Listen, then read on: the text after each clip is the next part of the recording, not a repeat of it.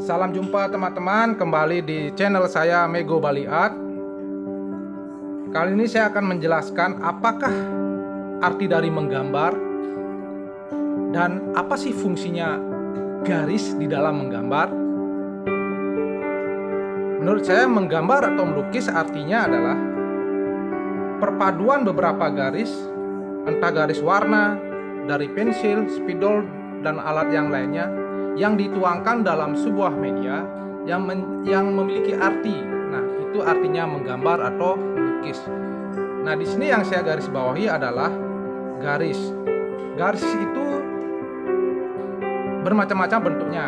Ada garis lurus seperti ini, ada garis patah-patah, ada berbentuk elip,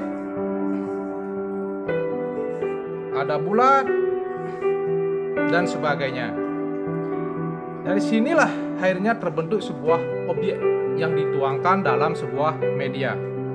Garis ini sangat penting teman-teman, terutama bagi kalian pemula atau bahkan teman-teman yang tidak paham betul akan fungsinya garis di dalam gambar. Misalnya, kenapa saya katakan ini sangat penting? Satu goresan saja dari garis itu sesuai dengan imajinasi dan keinginan kita, garis itu akan bisa menjelaskan dari apa makna arti dari objek yang kita gambar itu sendiri. Contoh, misalnya kalau bikin wajah, kita bikin bulat. Nah, ini kepala. Dengan garis cukup seperti ini saja, ini sudah menggambarkan bahwa orang ini lagi senyum. Dibuat garis seperti ini saja, ini sudah menjelaskan orang ini lagi sedih.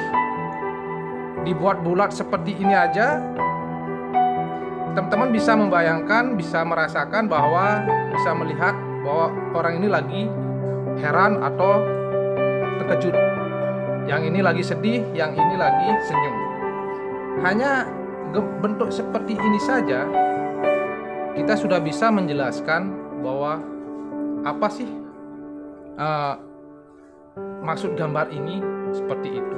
Jadi hanya dengan garis lengkung seperti ini saja sudah bisa menjelaskan objek itu. Nah, itulah pentingnya sebuah garis. Berikutnya teman-teman, seperti apa yang tadi saya sampaikan, garis itu punya bermacam-macam bentuk, seperti garis lurus, garis patah-patah, garis lengkung, garis bulat, berbentuk elip, dan sebagainya.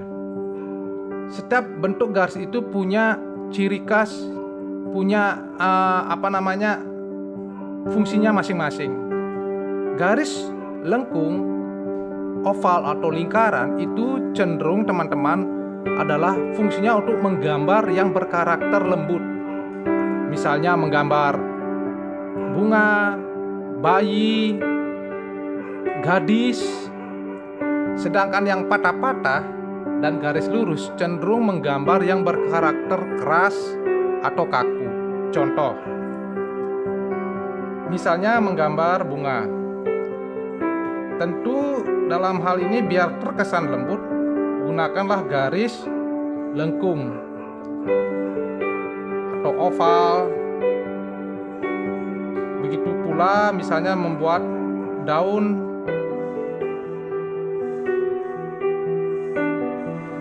cenderung garisnya lengkung teman-teman. Coba bayangkan kalau kita menggambar bunga dengan garis patah-patah, tentu hasilnya tidak begitu bagus. Nah, misalnya ini teman-teman, kalau kita menggambar dengan garis patah-patah untuk objek yang lembut, tentu tidak akan terlihat bagus. Begitu pula contoh yang lain seperti menggambar wanita. Kalau wanita itu cocoknya garis yang lengkung. Gambar bayi itu misalnya garis yang lengkung, bulat, agar terkesan lembut. Misalnya gambar wanita. Nah, sini kan nanti didominasi oleh garis lengkung.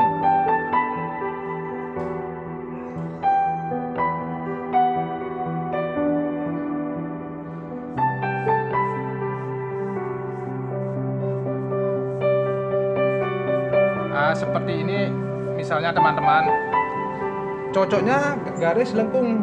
Tetapi kalau untuk garis yang patah-patah itu cocoknya berkarakter keras, kasar atau kaku. Misalnya seorang penjahat misalnya. Kalau menggambar penjahat maupun yang sifatnya tidak lembut, didominasi dengan karakter yang kaku, gunakanlah garis patah-patah. Teknik seperti ini biasanya paling kelihatan itu pada saat pada gambar-gambar yang ada di komik-komik anak-anak. Nah, seperti ini teman-teman. Nah, kalau ini ya cenderung harus menggunakan garis patah-patah agar terkesan karakternya. Begitu. Contoh lain lagi akan fungsinya garis teman-teman, misalnya gambar orang yang lagi balapan, ini biasanya cenderung digunakan di teknik-teknik sekali lagi seperti di majalah-majalah kartun untuk anak-anak. Itu biasanya teknik seperti ini sangat diterapkan. Misalnya menggambar orang yang lagi membawa sepeda. Jadi membayangkan kalau menggambar orang yang lagi membawa sepeda dengan kecepatan tinggi. Misalnya ini orang yang membawa sepeda dengan kecepatan tinggi. Nah, mau dijelaskan apapun, walaupun diisi kalimat apapun, selama bentuk gambarnya seperti ini tidak bisa menjelaskan bahwa orang ini lagi membawa sepeda dengan kecepatan tinggi selama bentuknya seperti ini. Walaupun nih gambar orangnya lagi kayaknya kenceng gitu bawa sepeda, tetapi selama bentuk sepedanya seperti ini, dia tidak akan bisa menggambarkan bahwa dia lagi membawa sepeda dengan kecepatan tinggi kalaupun diisi dengan kalimat bermacam-macam. Berbeda dengan gambar seperti yang sekarang saya buat ini.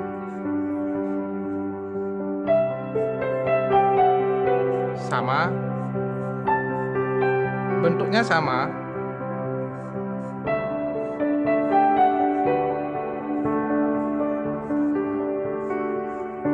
sama, tetapi hanya diganti dari berbentuk bulat diganti menjadi elip.